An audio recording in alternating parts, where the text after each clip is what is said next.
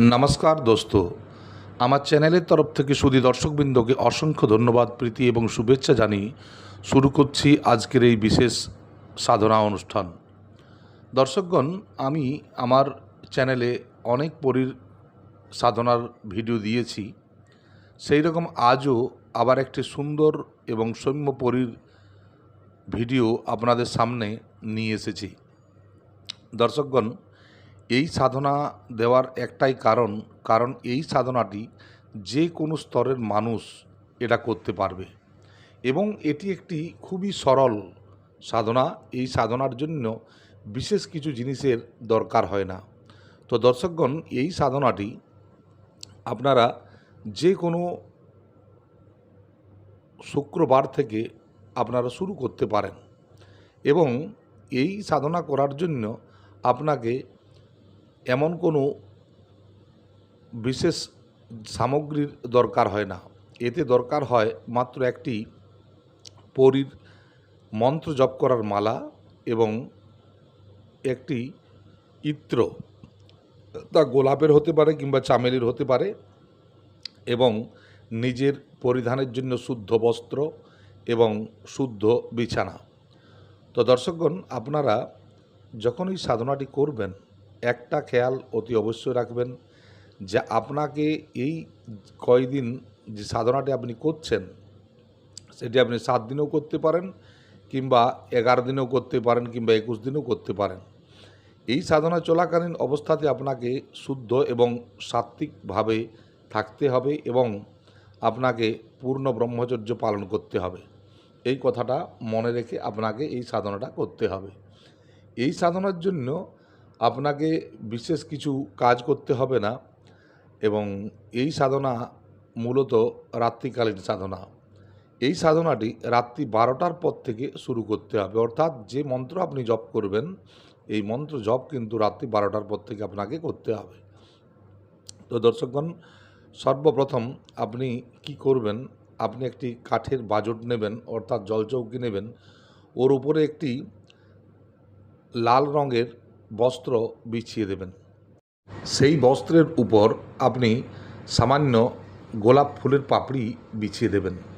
ওর মাঝে একটি থালি রাখবেন এবং ওই থালিতে সামান্য কিছু মতি, 2-4 দানা মতি রাখবেন এবং একটি চমকিলে রত্ন, যেমন হয় পুখরাজ কিংবা কোনো মাণিক্য ইত্যাদি, এই ধরনের কোনো একটি রত্ন আপনি ওই জায়গায় রেখে দেবেন।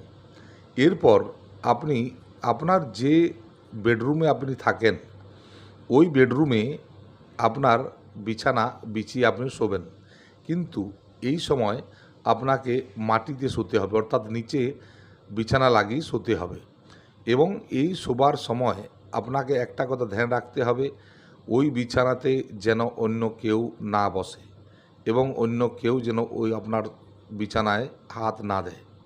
এবং যতদিন আপনি সাধনাটি করবেন ততদিন পর্যন্ত ওই বিছানা আপনাকে গুটানো চলবে না, অর্থাৎ বিছানাটি প্রথম দিন যেভাবে বিছিয়েছেন সেইভাবেই বিছানাটি বিছানো থাকবে এবং প্রতিদিন স্নান করার পরই ওই বিছানাতে আপনি আসীন হবেন এবং শুদ্ধ বস্ত্র এবং শুদ্ধ আতর লাগিয়ে আপনাকে ওইখানে বসে মন্ত্রটা জপ করতে হবে। তো দর্শকগণ, আপনারা যে কোনো ভালো দিন দেখে আপনারা এই সাধনাটি শুরু করতে পারেন। এই সাধনার জন্য আপনি সর্বপ্রথম স্নান থেকে নিবৃত্ত হওয়ার পর আপনার যে রুমে আপনি সাধনা করছেন সেই রুমে গিয়ে ধূপ দীপ জ্বালাবেন এবং জ্বালানোর পর কিছু সাদা মিষ্টান্ন ওই জলচৌকির উপর রাখবেন এবং এতে গণেশ এবং গুরুর পূজন অতি অবশ্যই হবে।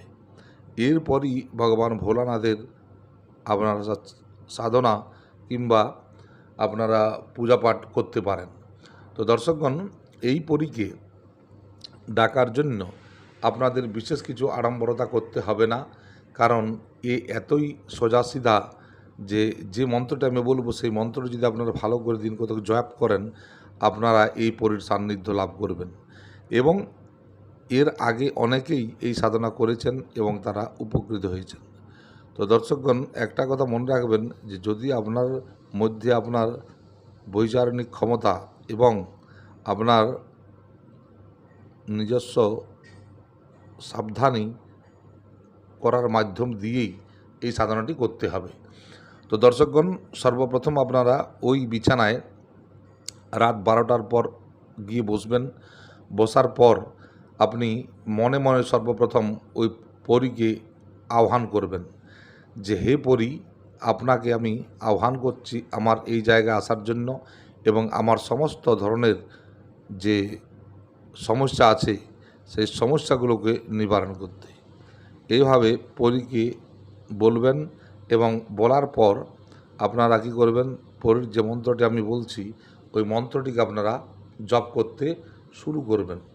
মন্ত্রটি হলো ইয়া ছিন, ছিন বা ছিন ইয়া পরি লাল নীল তাজিন পরি বৈশ্যমু গচ্ছ উরু উরু স্বাহা। মন্ত্রটি আরেকবার বলে দিচ্ছি, ইয়া ছিন, ছিন বা ছিন ইয়া পরি লাল নীল তাছিন পরি বৈশ্যমু গচ্ছ গচ্ছ উরু উরু স্বাহা। এই হলো মন্ত্র।